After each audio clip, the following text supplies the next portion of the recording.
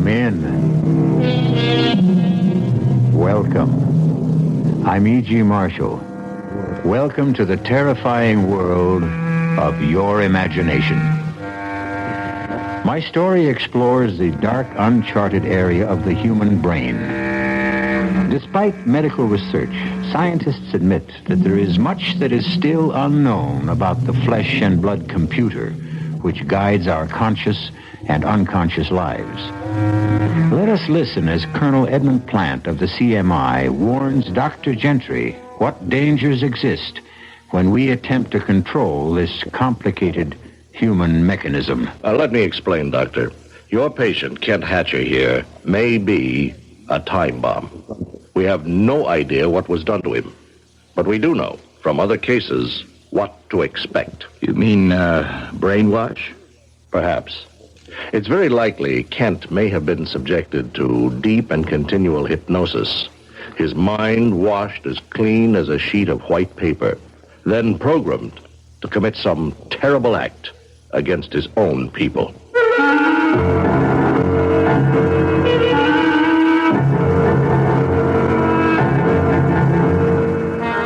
Our mystery drama, Prognosis Negative, was written especially for the Mystery Theater by Sidney Sloan and stars William Redfield and Bryna Rayburn. It is sponsored in part by the Kellogg Company, makers of Kellogg's Special K cereal. I'll be back shortly with Act One.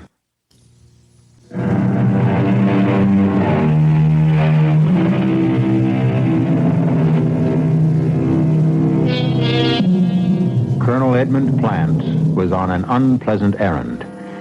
As he walked into the big, dirty gray building, the military hospital for the insane, known to the brass as the Pit, he could think of many places he'd rather be. But this was a duty he had to perform, part of his job, and he wanted to get it over with as fast as possible. I hope this won't take too long, Dr. Gentry. No, not too long, Colonel Plant. All we need is your official identification. We've been able to identify him from his fingerprints, but the official rules call for your observation and signature. I know. Right this way. We've got him in a private room because of his condition. Yeah, here we are. Step inside, please. I'll speak to him. I don't know if he'll respond. Kent, can you hear me? Colonel Plant, your commanding officer, is here to see you. You want to talk to him? 6, 5, 3, listen to me. Listen to me. What does that mean? Well, we don't know. That's the only response we've been able to get from him.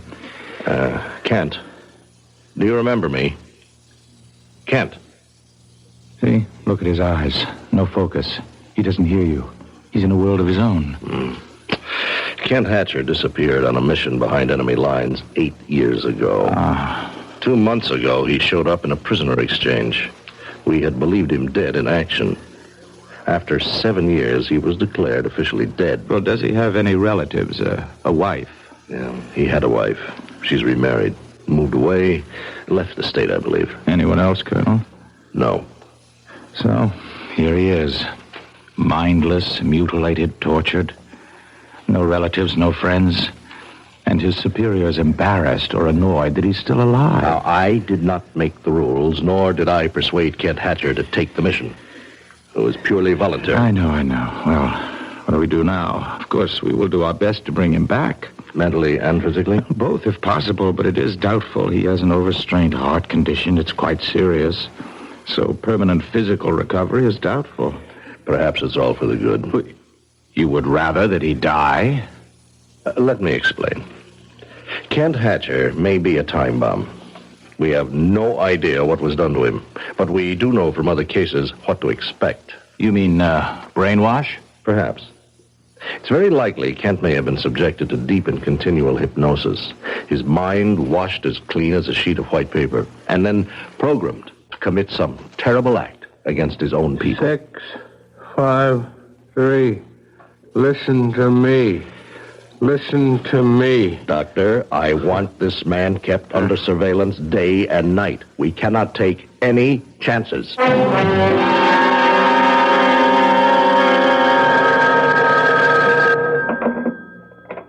AMI, Colonel Plant here. Oh, Colonel, this is Dr. Gentry. Paul Gentry. Yes? Remember we were talking just last week about the case of Kent Hatcher, one of your agents? Oh, yes, that. Well, yes. I'm afraid I'm going to puncture that theory of yours about Hatcher being something of a time bomb ready to blow up. I'm certain that he's not dangerous. On what do you base your findings? Well, he's been under intense treatment and has begun to respond very rapidly. He's mild and cooperative. He's almost childlike. I see. I've reduced the guard to 1 8-hour shift, midnight to 8 in the morning, and at all other times he is constantly in the hands of our nurses and therapists and other personnel. Well, you are something of a gambler, Doctor. A gambler? Taking that kind of a risk. No. I don't think so. Doctor, has it occurred to you that this entire mild convalescence may have been programmed into the mind of this man to throw you off guard? Oh, nonsense. I know a harmless man when I see one.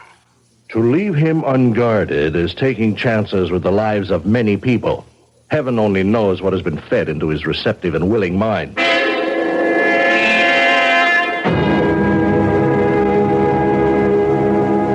You know your name is Kent, don't you? Yes, Doctor. Do you know your full name? Can you remember? Yes. Kent Hatcher. Very good, very good. Now, how do you know that is your name? You told me. You had a life before you were brought here. You were married. Can you remember that? No, Doctor. You had a daughter, Mary. She was very ill. I don't remember. You loved her very much. When she died, you were heartbroken. Heartbroken? You don't recall anything? No. Oh, Doctor, I just wanted to remind you, you have a lecture today at the university. Oh, yes, that's right. Thank you, Evelyn. Look, I'm working with Hatcher. You know the case? I should know it. I've been transcribing all your notes. Well, I'm in the midst of giving him a series of perception tests, all very simple, just a matter of timing them. Yes, I know them, Doctor. You think you could finish them while I'm at the university? Well, yes, I guess I could, but... What? I'm just a bit afraid of him. I was in the office the last time you spoke with Colonel Platt. Now, look, if you don't want the assignment, I'll just get... No, I want it. As long as you say he's... Well, okay. Good. I'll expect you in 10 minutes.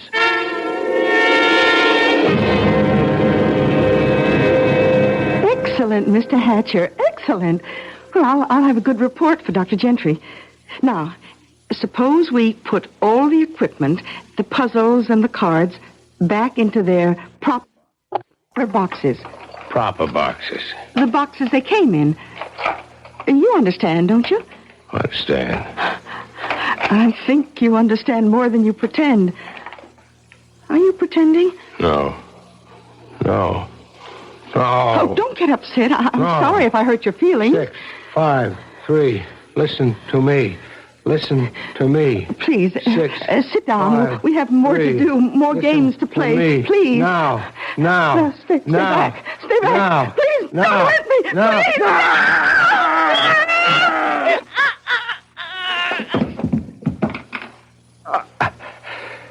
6, 5, 3. Listen to me.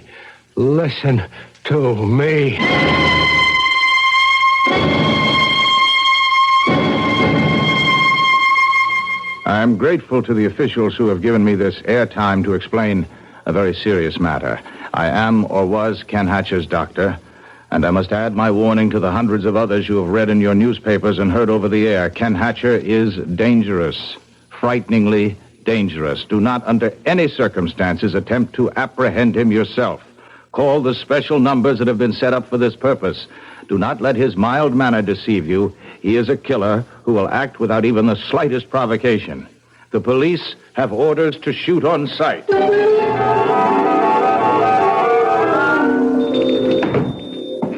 Morning, mister. What can I do for you? You want to buy a $200 coat for U-18?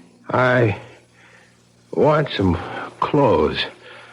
Different clothes. Oh, well, I don't blame you. You're wearing old painter's overalls. And where did you pick up that raincoat? At the automat? Give me clothes. Sure. Sure, mister. Didn't mean to hurt your feelings or nothing. Look, I figure you about a 40 long, right on this rack over here. So, you just go ahead and help yourself, huh? You pick out what you want. I gotta go to the back of the store to, do a little alteration, okay? You just pick out what you want, and then call me, right? Okay. I'll see you in a minute. What was that number I seen in the paper? Where is it? Where is it? Here.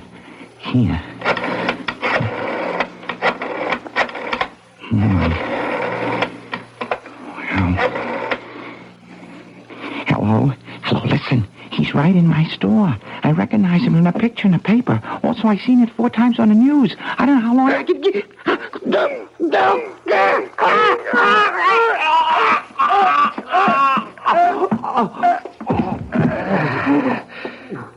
Six, 5, 3. Listen to me. Listen to me.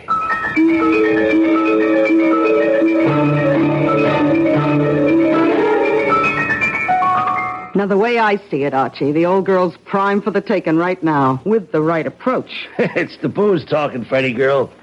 You ain't got a cent out of you, Mrs. Mowbray. And you ain't gonna because you ain't sharp enough to convince her. Look, Archie, you gotta work these big jobs slow. You rush them, you end up with an empty hand. Look, Freddie, that old tea leaves bit and the table knocking routine ain't gonna fool no one, not even your stupid Mrs. Mowbray, who wants to get in touch with the spirit of her dear dead departed. Hey, take the bottle and get in the other room. Might be a customer for a reading. This hour, 11:45? Yeah, it's probably some drunk. All the better. They give bigger fees. And no complaints. Now get out. All right. I'll be sitting behind the curtain in the kitchen. Yes? Oh, step inside, friend, and let Frederica Gillis solve your problems. You have... Yes. Oh, look, step inside, please. That's better. Now, what's troubling you, friend? Money matters, domestic difficulties, fear of the future? There is a sign in your window. Spiritual reader, forecaster of the future, palms red. No, not that. Not what? The sign, the sign, room to rent. Oh, that. Well, that's a mistake, mister. We had our room vacant, but we really don't have I it. took that room 3 months ago. I'm the lodger here. There ain't no more room. But the sign is still in the window. Just a mistake. It should have been taken down. No room? No room, chum. So, this way out. Wait. Maybe we have got a room for this gentleman. What? Freddie, have you gone... Top floor, sort of an attic room, if you don't mind the climb. What? Wait a minute, you can't give him that room. Now I've got all the photographic equipment in there. Well, you better clear it out, because I've just rented the room to this here nice gentleman. You want to take a look at it, sir? I'll take it. Without even looking at it? I think you better go up and then decide. I want to be fair about it. Right up them stairs, top floor, first door on the left. Well, I don't need to look. Now do as you're told. Go upstairs. Yes, I'll go. I'll do as you say. What is the crazy idea of that? Now, what do you want him around here for? For a very definite reason. I recognized him immediately. You did? Well, who is he? He's Kent Hatcher, the man the entire country is searching for. That one. And you let him in? Put down that phone, you fool. Put it down. Now, this guy Hatcher is going to be the one thing we need to pull off that caper with Mrs. Mowbray. This is the biggest piece of luck we've had. Frederica Gillis, in her own canny way, recognized more than just the features of the hunted man. She knew intuitively that he was susceptible to hypnosis and made up her mind to use this susceptibility to further her own nefarious plans. I'll be back shortly with Act 2.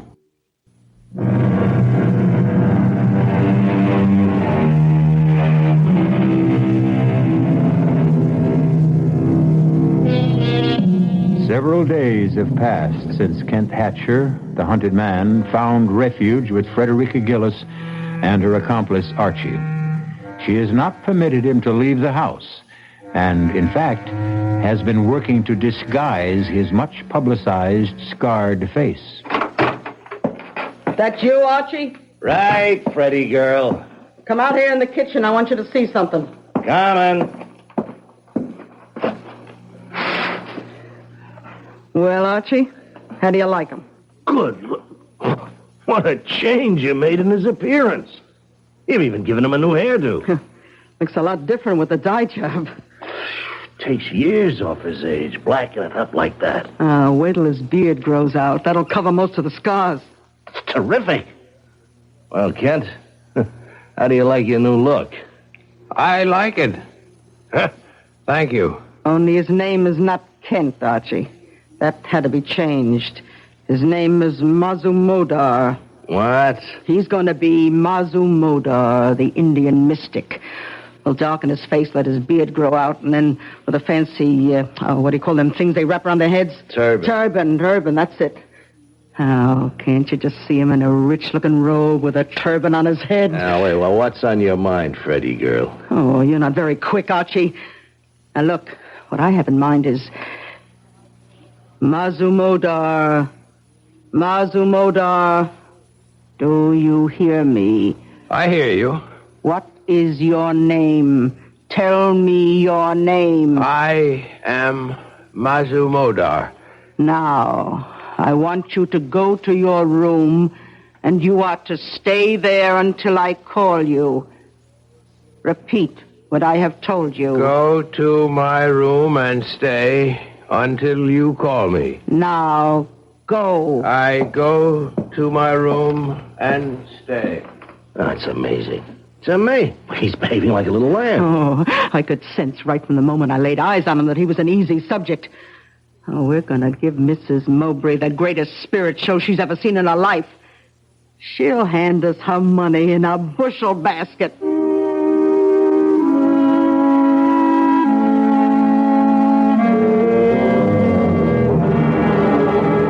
Everything ready, Archie? Yeah, I think so. Now let's run over the list. Wind effect, whistling sound, eerie music. Okay, but not too much. When she does get in touch with her dear departed Kenneth, what's she going to ask him? And what's our phony medium Kent going to reply? Mazumodar. Remember that? Okay, Mazumodar. What's he going to say? Now, you can't guess what the old gal might ask when the seance starts. Look, I've been working with him all week. If the going gets too rough for him and he can't give a good answer, I'll just break things up, stop the seance. Say that the contact with the spirit world is broken. Okay. What time's she coming? Oh, I told her 8 o'clock. Well, now, just to get things straight, now, I'll be in the kitchen. All the sound effects will be piped into here where the seance is taking place, right? Right. And when I want the sound out, I'll say, Mazumodar, do you feel a presence in this room? Then I fade sound out and Mazumodar takes over. That's all there is to it. And Mrs. Mowbray will be here in 30 minutes.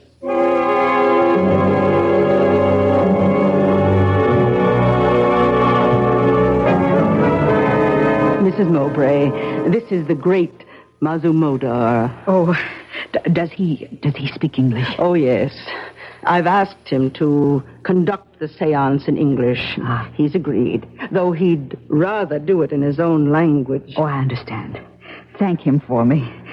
If he is able to reach out into the great void and bring my son, my dear son Kenneth, back to me, even for an instant. Mazumodar will do his best. I told him of your great sorrow, and he was sympathetic. Weren't you all-seeing one? I am sympathetic to the sorrows of a grieving mother. Oh, bless you. Bless you. Please help me. Let us begin. Sit here at this table, Mrs. Mowbray. Yes. You there. I will sit opposite you.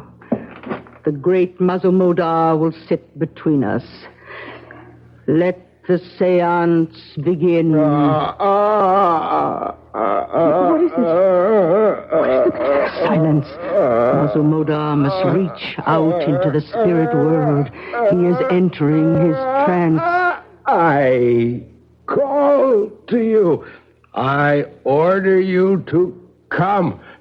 Spirits, obey the command of Mazumodar.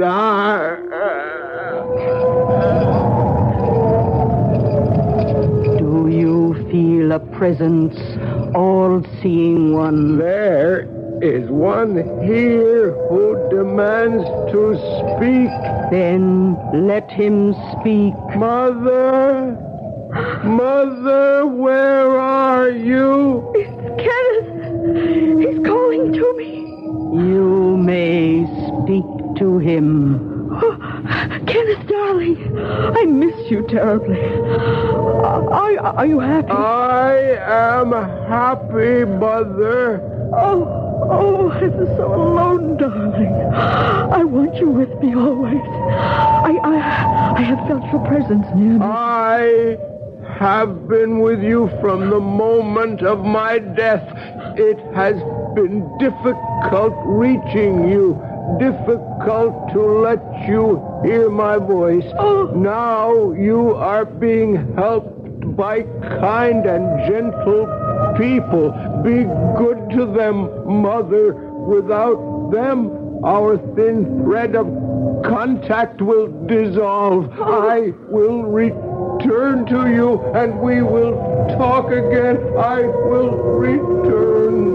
Oh, what happened? Why has he gone? Oh, call him back, I beg you. Mother Modar, I will give you anything you want, but please let me speak to him again. Now stop that. You want to ruin everything? Stop, I say. The seance is at an end. Oh, please. Ask Mazumodar to forgive me for my outburst. Mazumodar understands, Mrs. Mowbray. Oh, I hope he does. When may I come again? I will call you after I consult with him.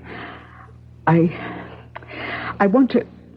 I don't quite know how to say this, but can I give him something? I mean, will he accept? The all-seeing one is a holy man and may not accept money. It is unclean. Oh, well, in that case... But he must live, and I must live. That is, I will accept for him. Oh, yes, of course. Here. Oh, you are a good person, Mrs. Gillis. I'm so lucky to have found you. Goodbye. Thank you again, and please call me soon. Soon. Goodbye. Archie? She's gone finally, huh? You didn't let the seance go too long, did you? Just long enough to make her want more. It was a complete success. Mazumodar was perfect. She loosened up the purse strings a wee bit, too, didn't she? I heard her say something about money. Yeah, 500. Take your cut. 500? Whoa, it's better than I thought. Peanuts. It's just a down payment on what she's going to give us. Beg us to take. You got something big on your mind? Yeah. And next time, she's not going to be taken in quite so much by the atmosphere of the seance. She'll want something more definite, more tangible. Well, we got all that info we collected from the Army files about her son. Flyer shot down. Body never recovered. Final report of his burial in enemy territory. Oh, nothing in that stuff will have any influence on her. Now, just take a look at this snapshot, taken with his buddies overseas. Take a good look at it. Yeah, all right. Yeah, well, what's so important about this photo? Look at his right wrist. What do you see? Here, use this magnifying glass. Here. Yeah. Looks like he's wearing one of them identity bracelets this guys wore at the time, especially the flyers. That's correct. Now, it was specially made for him, she told me, by a fancy jeweler. Now, at the time of his death, it was destroyed or stolen. She never got it back. So what? We're going to reproduce that bracelet. And at the next seance, Mazumodar will ask the dear departed Kenneth for some proof that he is really Mrs. Mowbray's son. And then old Mazumi will drop the identity bracelet right into Mrs. Mowbray's sweating hands. Oh, that's great. That's really a great idea, Frederica girl. Well, now, look, you take this photo and blow it up as large as you can. And then blow up the portion that takes in the right wrist. Yeah, then blow that up again. Yeah. then get all the details. And then we find a jeweler who can reproduce the identification bracelet exactly. What do you think that'll be worth to the rich Mrs. Mowbray?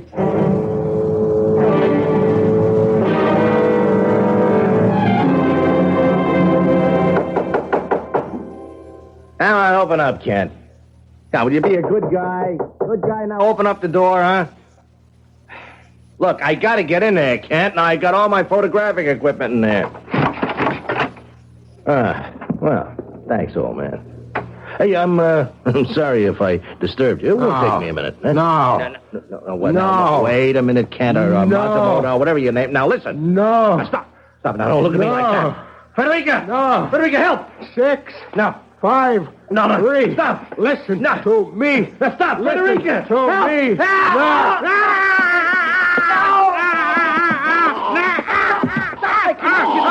Now, you hear me?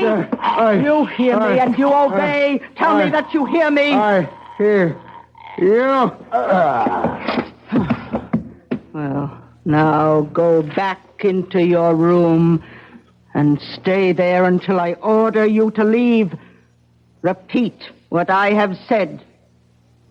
Go back to my room. Stay there. Until I order you to leave. Until you order me to leave.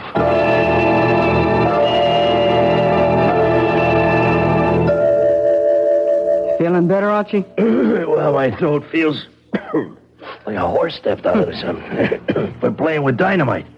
The best thing we can do is turn him in before we all wake up dead some morning. Huh? Yeah. Wait till we make the big caper.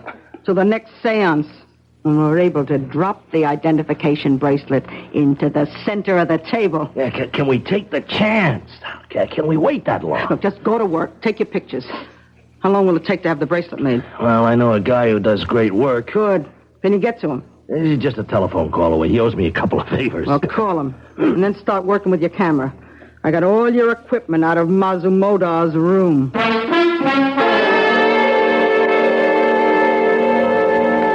Here.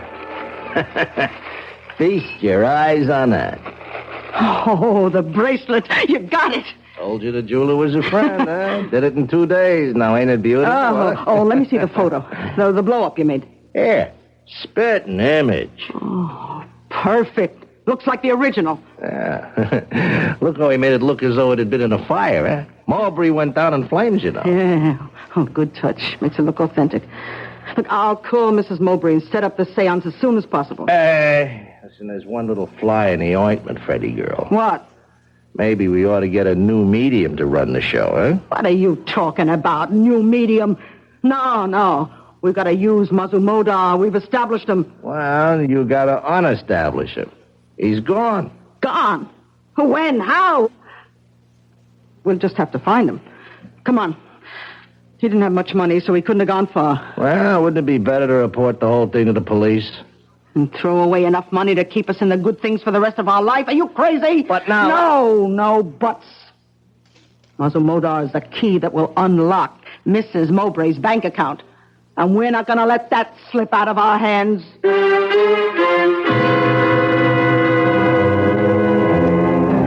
Kent Hatcher loose in the city again. No one to control his homicidal urges. His changed appearance would make it difficult for the police to recognize and to apprehend him. Will they? I'll be back shortly with Act 3. This is WBBM, Chicago.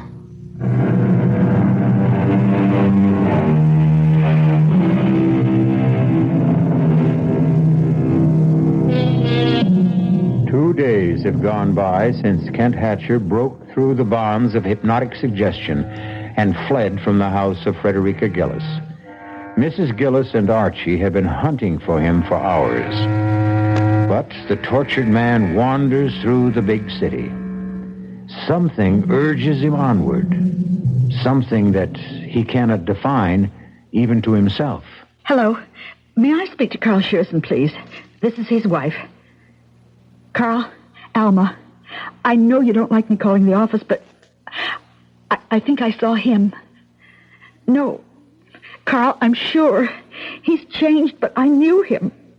Yes, I know I said that before, but this time he followed me. Yes, I tried to get away. I ran into Fletcher's grocery store, quickly ordered some groceries, and asked them to let me slip out the back entrance. I didn't see him after that. Call the police. No, I couldn't. They'll kill him. They're searching for him, and they'll take no chances. Oh, someone at the door. Must be my grocery order. I told them to send it up. Call me back in a few minutes, Carl. Coming. Oh, no. No. Please. Please. Don't come in here. Get your foot out of the door. Let me close it, please. Alma, I want to talk to you. Alma, don't hold the door. I won't hurt you. Come in. Alma, I've been following you. At first, I didn't know why. And then the name Alma kept repeating in my head. Then I knew who Alma was. Do you know who I am? Yes. I know you, Kent. They told me you were dead. I was alone all those years. I'm remarried. Remarried? You were declared legally dead. Even then, I hesitated, but Carl insisted that we marry. He's a good man, kind. I need him. He loves me. Our daughter, Mary, dead, isn't she? Pneumonia. The year after you disappeared. Dead.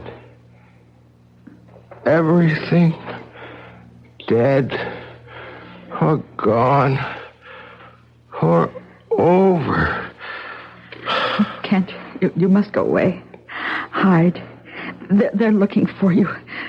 They may find you here. All over.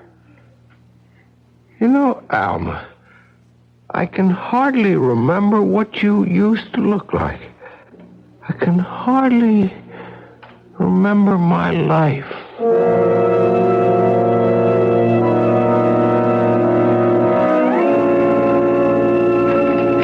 There's nothing here in the papers. Nothing on the radio or TV. All it says is, fugitive killer still at large. Seems he ran into his ex-missus and her new husband reported it to the police. Well, that means he's still in town. Yeah, worse luck. I wish he'd take off with the great open spaces. I hope we never see him again. What are you talking about, Archie?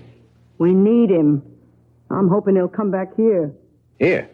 Yeah, where else can he go? He hasn't a cent. He knows he's safe here. Question is, Freddie, are we? I can control him, and we need him. I've stalled Mrs. Mowbray twice. I can't keep doing it without her losing interest. If he walked in that door today, we could schedule the seance for tonight, and it... Clear out of here, Archie. That's a client wants a reading. I'll go in the kitchen. All right. Call me if you want. Yeah. You, Mazumoto. Oh, come in. Archie, come here. What is it? What? Why, it's him. What? He was right. He did come back. Mazumoto, listen to me. Listen. You are to go to your room. Go to my room. You will change your street clothes to Mazumoto's robe and turban. Do you understand? I understand. Now, go to your room. I go to my room. It's amazing. That's truly amazing. You got him like a monkey on a string. I told you I could control him. You gonna pull it off tonight? Why should we wait? As soon as we get her money, we'll get rid of him and turn him in. All right, it's my sentiments exactly. Now, he is too hot to handle. The sooner the cops get him, the better. Hand me the phone.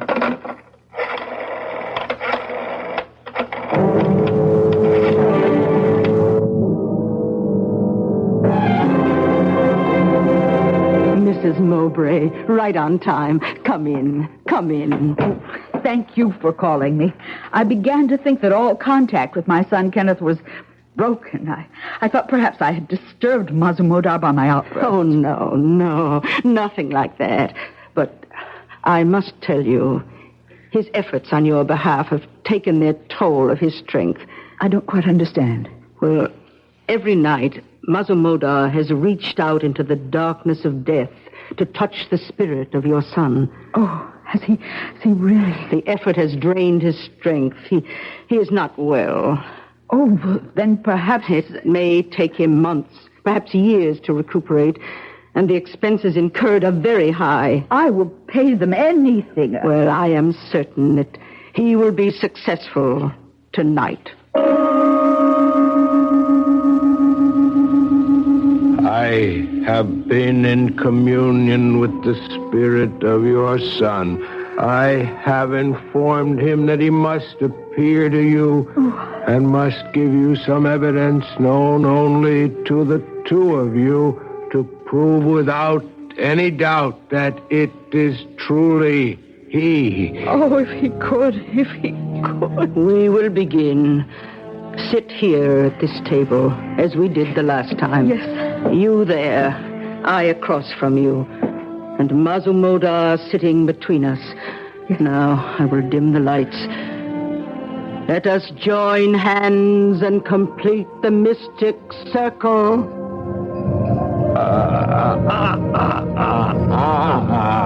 Oh, Mazumodar, do you feel a presence? I feel there is one here who has traveled a long way. Do you know him by name? This is not simple.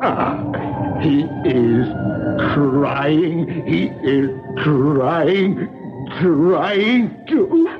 Mazumodar, are you all right? Can you continue? I can continue. I must. The spirit is here in our midst. He wants to speak. Let him speak. Mother, I call out to you across the long reaches of infinity. Oh, Kenneth! I have spoken several times to this holy man who has made it possible to be near you. Yes, Kenneth. He has informed me that I must give you substantial proof of my presence here. What should it be? Oh, anything. I believe it is really you. No, I will give you proof of my love for you, dear mother. Do you remember your loving gift to me? What gift? Shortly before I left to go overseas on my last furlough home. The bracelet. The identification bracelet. Yes. It was never found, never returned to me. I wanted that more than anything else. I knew that, and I return it to you now. It's his bracelet. Oh, my son. Lights, let us turn on the lights. The seance is over. Oh, my dear son. Oh, how could you all been to me to bring back this bracelet? Oh, this is all I have left of him. Oh, thank you, Mazumodar. How can I ever adequately thank you? I am sympathetic to the grief of a lonely mother. Mazumodar, he's fallen. Quick, help me lift him. Archie, come in here quickly. What is it? Hey, what's happened? Mazumodar has fainted, collapsed. Here, help me. Here. I'll get him under the right arm now. And then you get him. Wait a minute. It's no use. Just leave him there. Leave him? He's dead.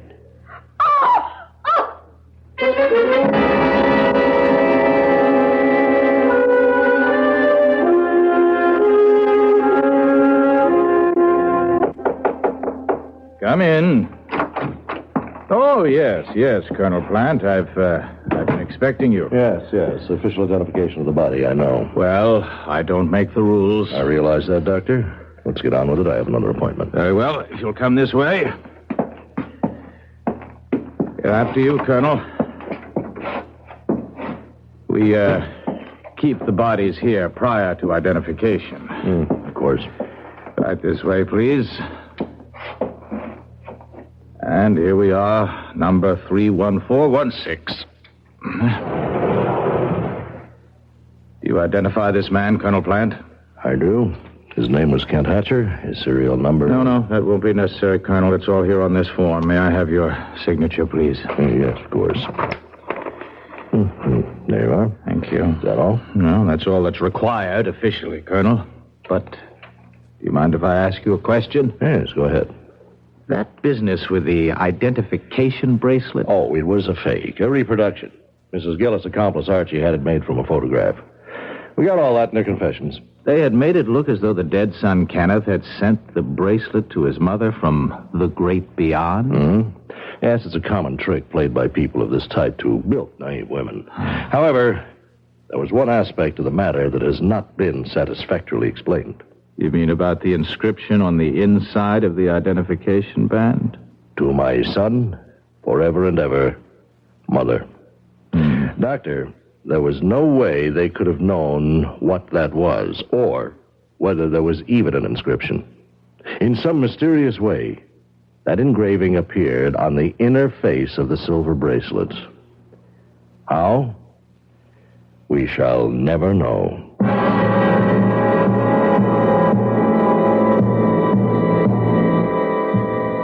And the tortured, troubled man finally found his rest on a cold slab in the morgue.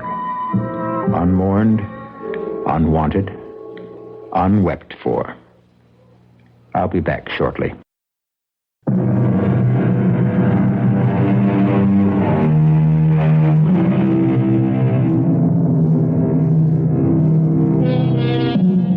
So we've had a look at the terrifying results of tampering with the human brain.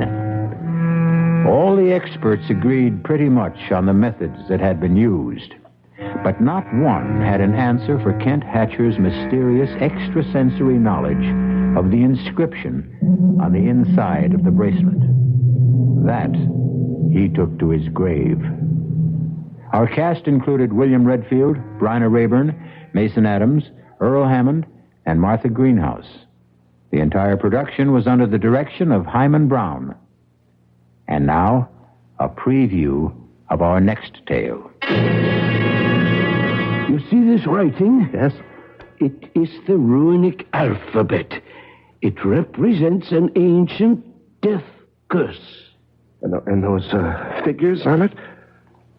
The date of your death. Oh, that's ridiculous.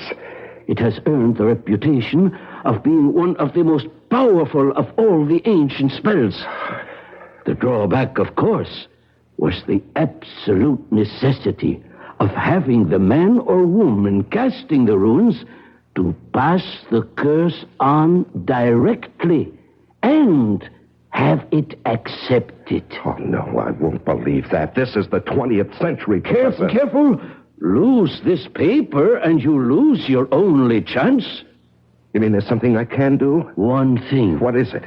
Pass the curse to someone else. Radio Mystery Theater was sponsored in part by Anheuser-Busch Incorporated, brewers of Budweiser. This is E.G. Marshall inviting you to return to our Mystery Theater for another adventure in the macabre. Until next time, pleasant dreams.